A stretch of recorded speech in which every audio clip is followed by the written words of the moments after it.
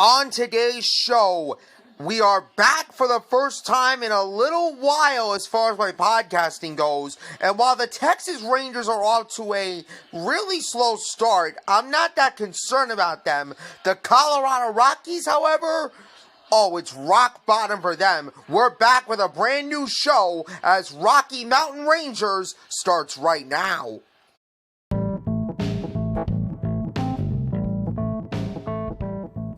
Baseball is America's pastime, but in Denver, Colorado, and Arlington, Texas, it means that much more. This is the post-game reaction podcast to the Colorado Rockies and the Texas Rangers. This is Rocky Mountain Rangers.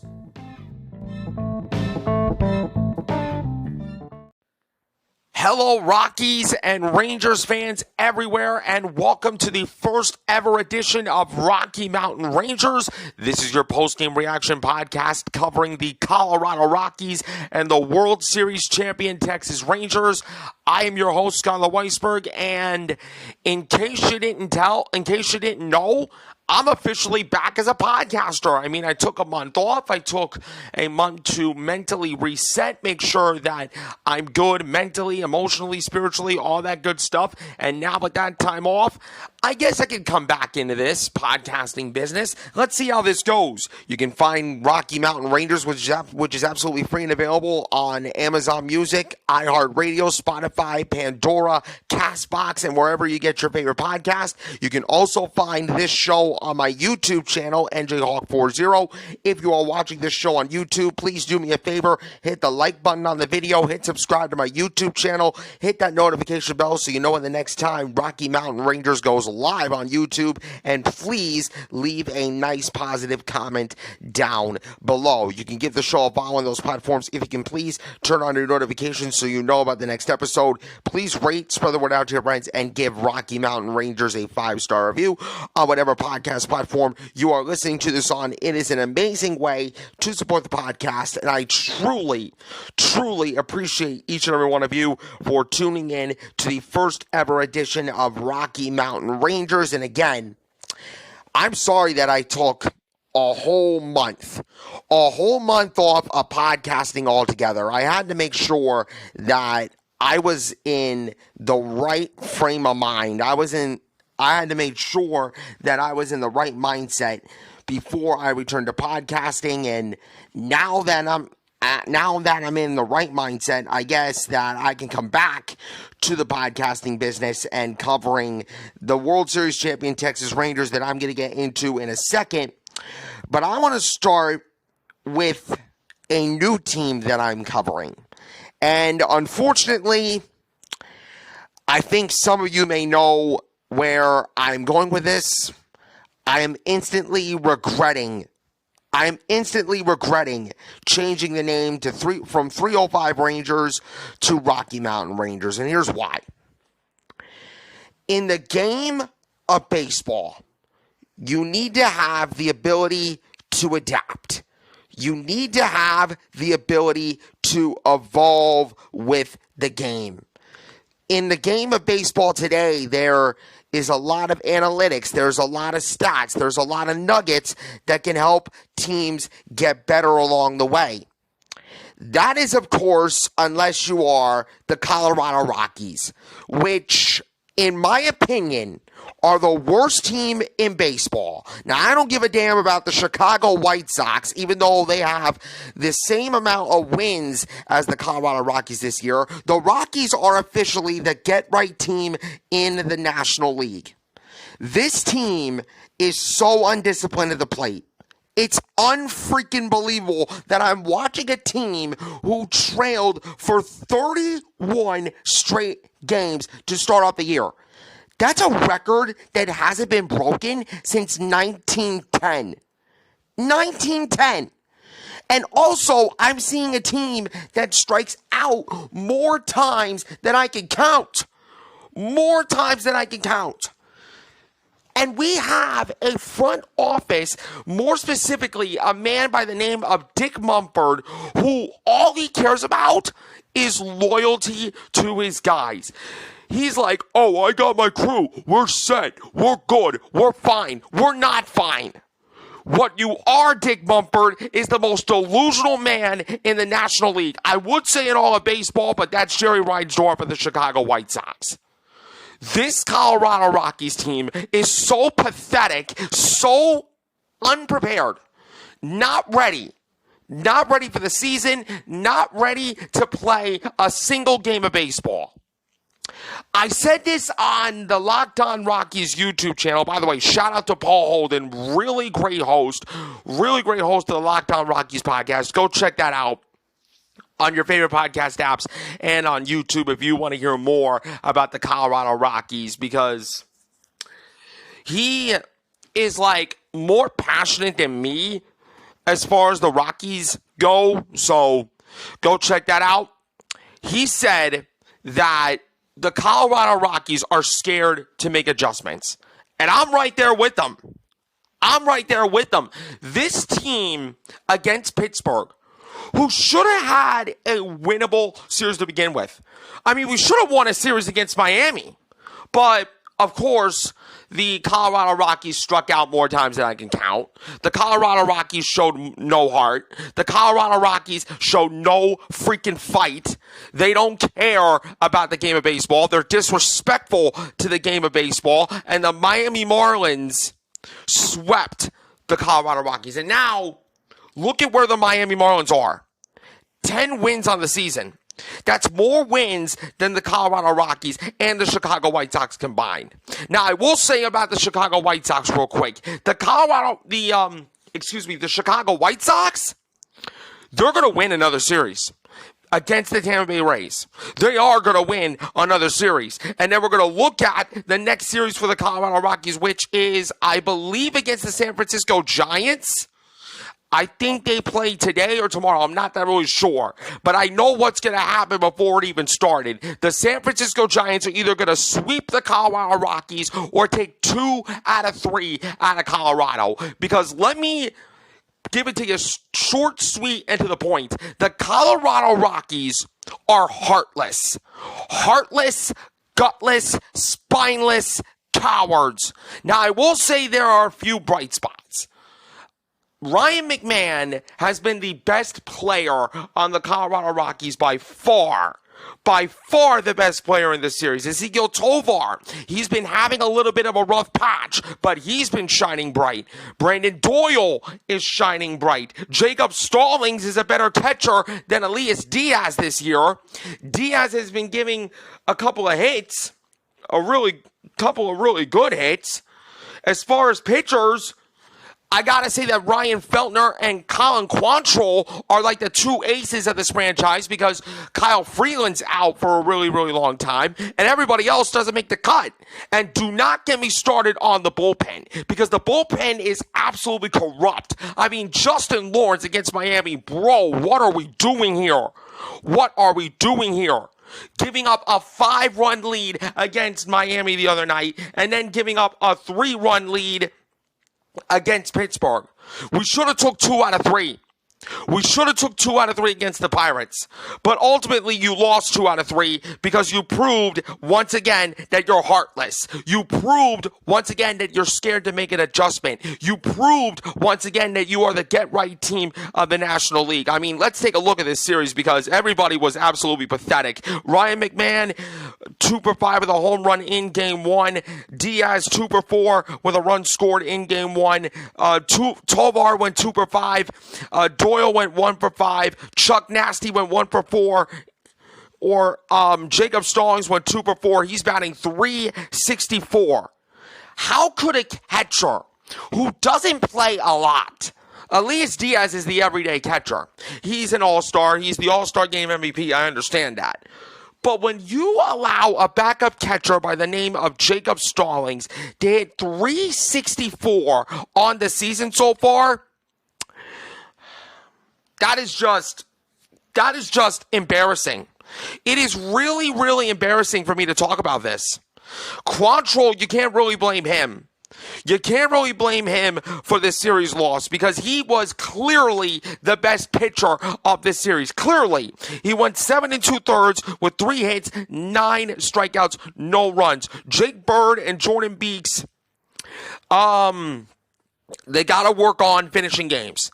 I know we held on to the lead for the first time all year, but we got to work on finishing games. We got the win, but here's the trend that the Colorado Rockies had this season. 1 win, multiple losses before another win. Saturday's game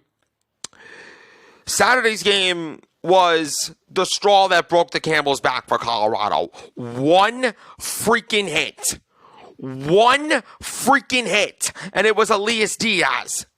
Elias Diaz was the only Colorado Rocky that actually took batting practice before Saturday's game.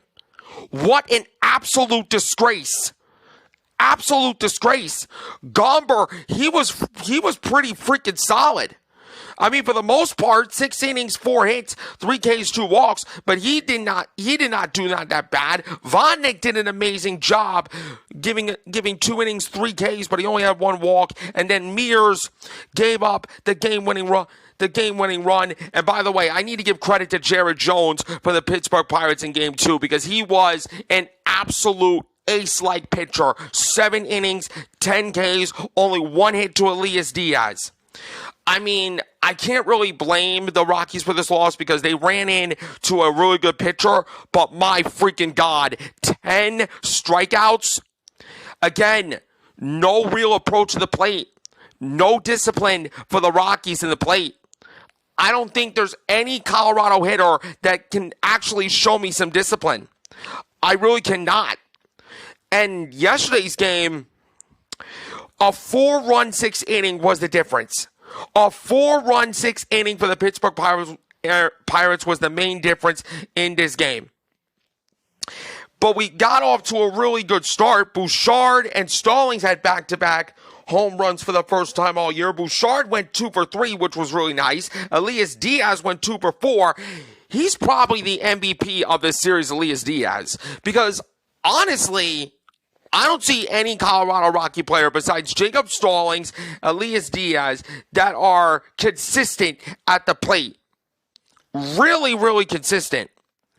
But when you give up 2 hits for O'Neal Cruz, including a home run, Brian Reynolds went 2 for 4. And then you have a guy and Faulkner, who had 5 1/3, 6 hits, 3 earned runs, 3 Ks.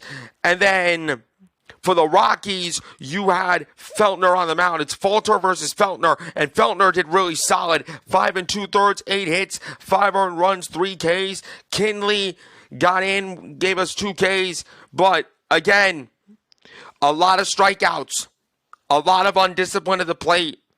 I mean, 0 for 4 for Brandon Doyle, 0 for 3 for Ryan McMahon, 0 for 4 for Montero. Rogers went 2 for 3, but what in the world are we doing? What in the world are we doing? Until the Rockies show me that they can evolve with the game of baseball, until the Colorado Rockies can show us that they can make an adjustment, if you are a Colorado Rockies fan, you might as well not watch the rest of the season. Because this team is not going to go anywhere. Because all Dick Mumford cares about is loyalty to his guys, loyalty to his crew.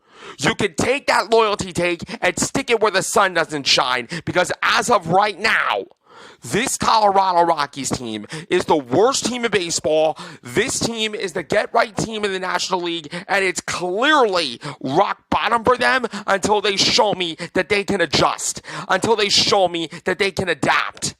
There's an old saying, adapt or perish. And right now, the Colorado Rockies are perishing.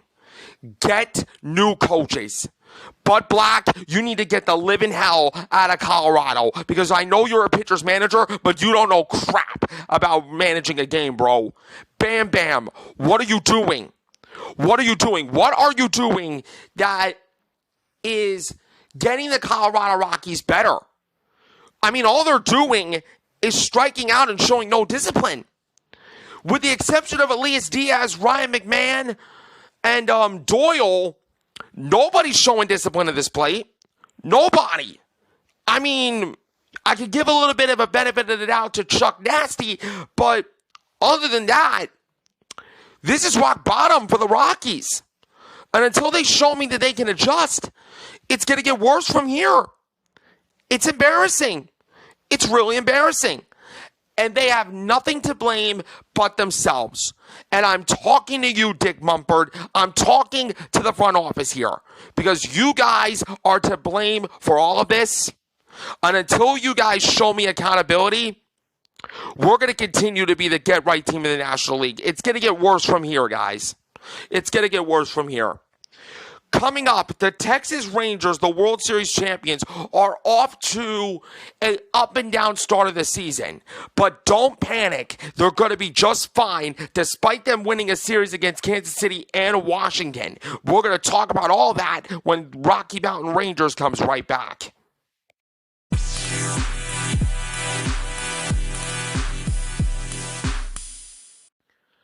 Welcome back to Rocky Mountain Rangers, and before I talk about the World Series champions, there's another thing that I need to say to the get-right team in the National League, and it's the Colorado Rockies. You guys are a major league team with a minor league mentality. Why do I say that? Why do I say that? It's because you're heartless. You're a joke. You are an absolute embarrassment to the game of baseball.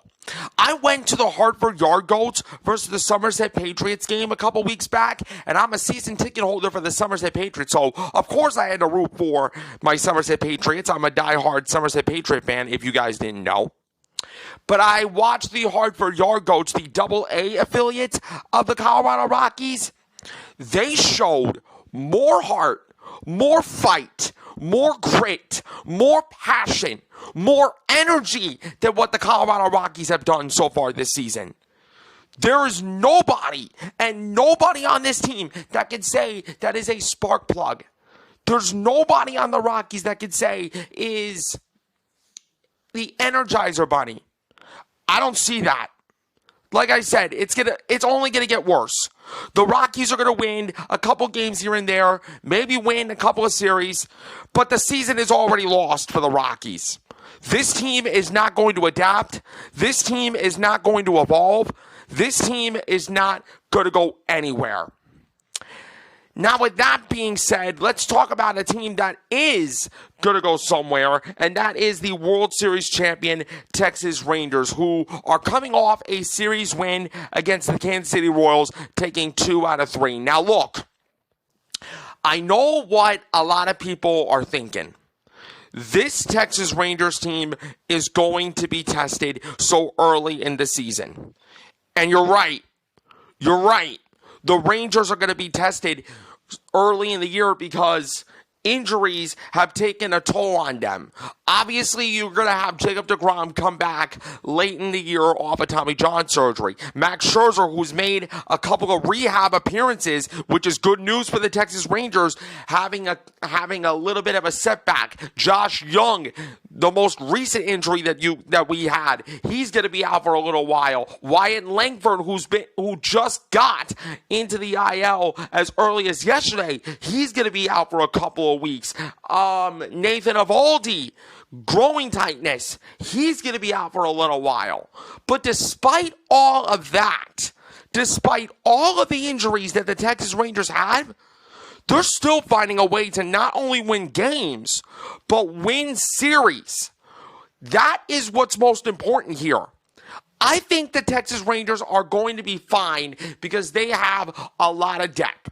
Okay? They have a lot of depth that can help them this season. Of course, you have Marcus Semien, who is an absolute leader. El Capitan for a reason. You still have Bombino doing his damn thing. Nathaniel Lowe, who recently came back, he's getting healthy at the right time. Josh Smith, who, in my opinion, is the savior of the Texas Rangers so far. He is leading the team in batting average with a .293 batting average so far this year. That's really good. Of course, you have Bombino leading the team in home runs with 8 and RBIs with 27, but that is supposed to happen because Bombino is just that darn good. And by the way, to any opponent that is facing the Texas Rangers, you have one cardinal rule that apparently a lot of teams break. Don't pitch to the great Bombino, because if you pitch to the great Bombino, Adolis Garcia, he will make you pay. Now, looking at this recent series for the Texas Rangers against the Kansas City Royals, who, by the way, are the surprise of Major League Baseball. One of the biggest surprises in Major League Baseball, besides the Cleveland Guardians, who are off to an amazing start this year. Off to a really amazing start. Salvador Perez was the big difference in Game 1, hitting a 3-run home run, and Brady Singler, this guy really torched the Texas Ranger offense in Game 1. Despite the fact that Corey Seager went 2 for 4 with an RBI in this game, it was basically all about Salvador Perez. He went 1 for 4, a 3-run home run. Massey went 2 for 3, and Singler, 6 innings, 4 hit, 1 earned run, 8 Ks. He really dominated and quieted a really, really good Texas Ranger offense. And the Royals took Game 1 by a final score of 7-1. I wasn't really worried about that game because the Texas Rangers know how to bounce back despite tough losses. And that is exactly what they did by playing vintage Texas Ranger baseball, getting a whole lot of runs on the board. They had a 5-run 9th inning, which really broke it open for them. They had 17 hits this game. 17 hits. I mean, Marcus Semien, 2 for 6 with an RBI. Corey Seager went 1 for 5. Nathaniel Lowe, a 4-hit game, 4 for 6. 2 RBIs, 2 runs scored. He did a really amazing job. Jonah Heim, 2 for 3 with 2 runs scored in this game. Wyatt Langford went 0 for 3. He, I think, left either this game or Game 3. I'm not really sure. But he left one of the games due to injury, and now he's on the IL, like I said before. Evan Carter, he's really impressive.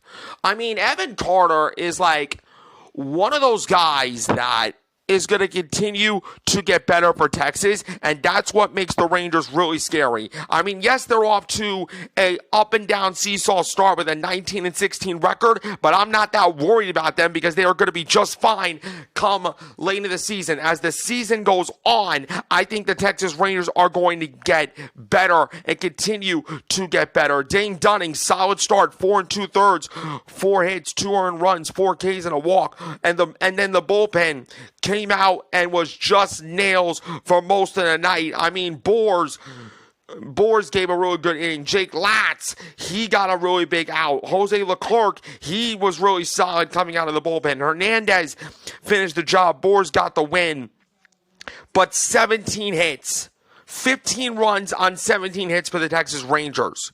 That's what the Texas Rangers have done all year last year, going back to the World Series championship win. When this team is clicking with that kind of offense, that's what makes the Texas Rangers scary for anybody in the league. I don't care if you're facing the Kansas City Royals, the Washington Nationals, the Cincinnati Reds, or the stupid stinking Houston Astros. If the Rangers are clicking offensively like this, name me one team that can stop them. Name me one team that can stop them. Absolutely nobody. And then yesterday's game, Jonah Heim. Jonah Heim was the big difference in this game. He went 1 for 3. He had a game-tying home run in the 9th inning. And then Nathaniel Lowe, this game went to extra innings. And in the 10th inning, Nathaniel Lowe comes in, hits a go-ahead RBI single in the 10th to lead the Texas Rangers past the Kansas City Royals by a final score of 3-2. And big bad John Gray delivered in a big-time start. 7 innings, 7 hits, 7 strikeouts. Kirby Yates, 2 innings out of the pen with 2 Ks. He's really good. Kirby Yates, I mean, this guy came from Atlanta. And Atlanta is a team that's like the Texas Rangers, have a really good offense and at times really solid pitching. And what Kirby Yates has come into Texas and done is just lock down opponents. Lock down opponents, which is why he is the closer for the Texas Rangers. He got the win in this game, and David Robertson, the longtime Miami Marlin and New York Met, he got the save. But my God, if it wasn't for Jonah Heim and Nathaniel Lowe coming up with really big hits, we would be losing another series. I mean, Bobby Witt Jr., he was a stud in this game. He went 2 for 4, as well as Melendez. This was a really good series win for the Texas Rangers. And like I said, the Kansas City Royals are a good team. They're better than last year. I don't know if the Kansas City Royals are going to make the playoffs per se, but I will tell you that is a surprising ball club that we got to keep an eye on. That's a surprising Kansas City Royals team that the Texas Rangers took 2 out of 3 from. So if you are a Ranger fan, I would be going to Oakland feeling really confident. Now, about the A's, they're another surprise team. They got a closer by the name of Mason Miller, who is just a human microwave. He's like the young version of Aroldis Chapman, a 23 or 24-year-old version of Aroldis Chapman. I mean, this guy throws a lot of heat. So if I'm the Texas Rangers going into Oakland, I need to see these guys generate some offense, because if you give Mason Miller a chance to close out games for Oakland, you are in trouble, because this guy can throw a 103, 102, a 101 mile an hour fastball right through you. So if I'm Texas against Oakland, I need to see the same offense from Saturday's game 2 against Kansas City. If you can make big innings, if you can get big innings against Oakland, we won't see Mason Miller, and we will see another series win for the Texas Rangers. That's going to do it for today's edition of Rocky Mountain Rangers, and that's going to do it for my return to podcasting. I really hope I did really good, because I feel rusty after this first show back, but you know what? It's like riding a bike. I got to keep going and going until I get better at it. But in any event, you can find this show on your favorite podcast apps like Spotify, Amazon Music, iHeartRadio, Pandora, CastBox, all that good stuff, as well as YouTube. Like this video if you are watching on YouTube. Hit subscribe to my YouTube channel. Turn on that notification bell. Give the show a follow on those platforms, and give Rocky Mountain Rangers a 5-star review. I'm your host, Skylar Weisberg. Thank you for tuning in, and until next time, this is Skylar Weisberg saying so long from the Rocky Mountain Rangers podcast.